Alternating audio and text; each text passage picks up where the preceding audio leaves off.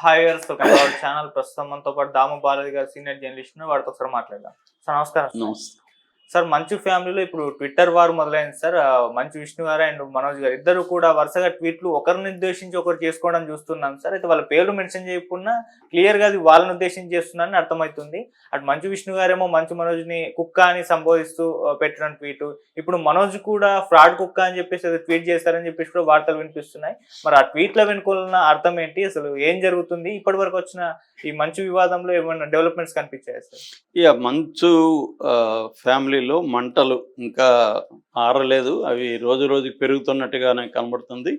అంటే మామూలుగానే ఇవాళ ఏంటంటే సోషల్ మీడియా వచ్చినాక తమ పర్సనల్ విషయాల్ని, గొడవల్ని, ఎవరితో గొడవ వచ్చినా లేకపోతే ఎవరైనా తనని ఏదన్నా అన్నా అది సోషల్ మీడియాలో పెట్టేసుకోవడం అనేది ఇవాళ కామన్ అయిపోయింది.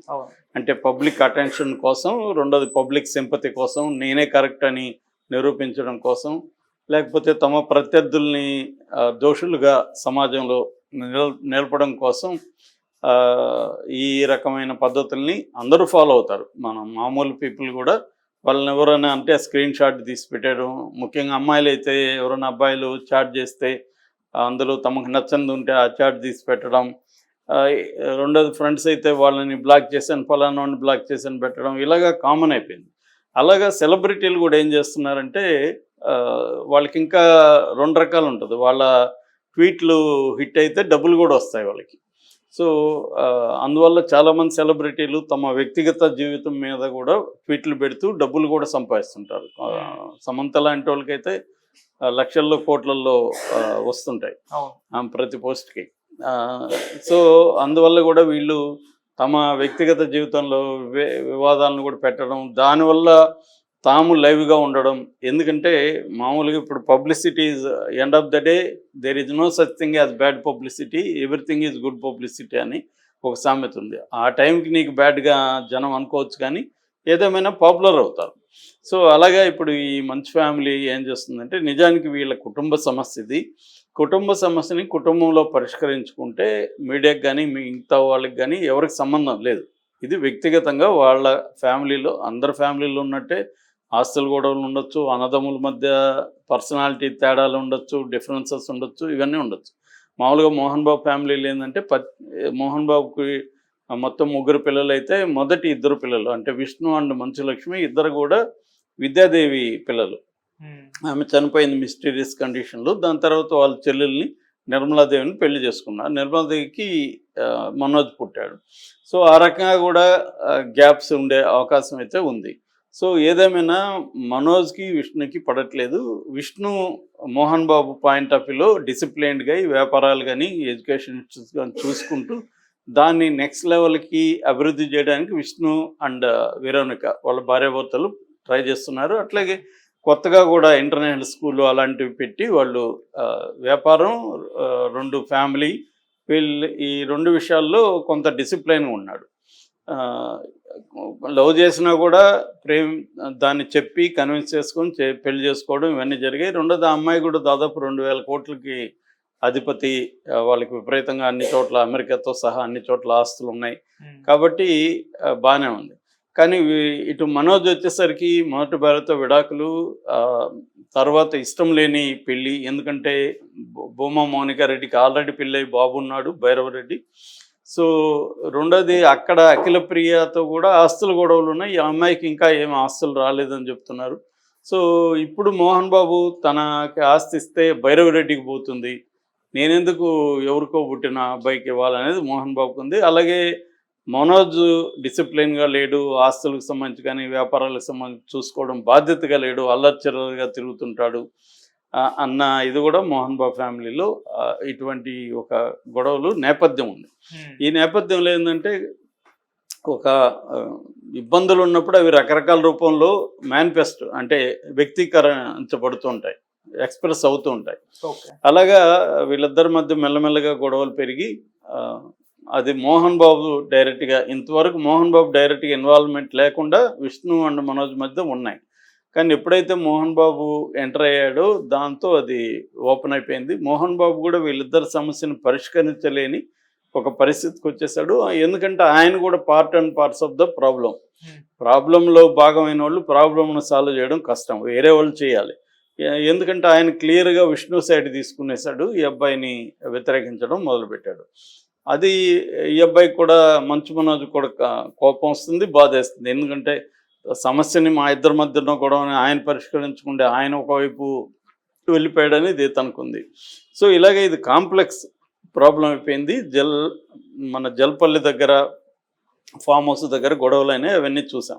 ఇప్పుడు ఏంటంటే ఈ క్రైసిస్ ఆంధ్రప్రదేశ్ షిఫ్ట్ అయింది. ఎందుకంటే ప్రధానమైన ఆస్తులు విద్యానికేతన్, శ్రీ విద్యానికేతన్కి సంబంధించిన ఎడ్యుకేషనల్ ఇన్స్టిట్యూట్స్, అవి రీసెంట్గా మోహన్ బాబు యూనివర్సిటీ అయింది, దానికి ఆయన ఛాన్సలర్ కూడా అయ్యాడు. సో ఇప్పుడు వాళ్ళకి ఇన్కమ్ సోర్స్ కూడా ప్రధానంగా అదే అనమాట. ఇంజనీరింగ్ కాలేజ్ దగ్గర నుంచి అనేక రకాల కాలేజీలు, స్కూళ్ళు అవన్నీ ఉన్నాయి ఇక్కడ. రెండోది పెద్ద ప్రాపర్టీస్, అవి వాల్యూ కూడా బాగా పెరిగింది. ఒకప్పుడు అది పల్లెటూరుగా ఉంది, ఇప్పుడు ఏంటంటే మెయిన్ రోడ్డు పడడం, సెంటర్ అవ్వడం, దానివల్ల ల్యాండ్ వాల్యూస్ కూడా పెరిగాయి.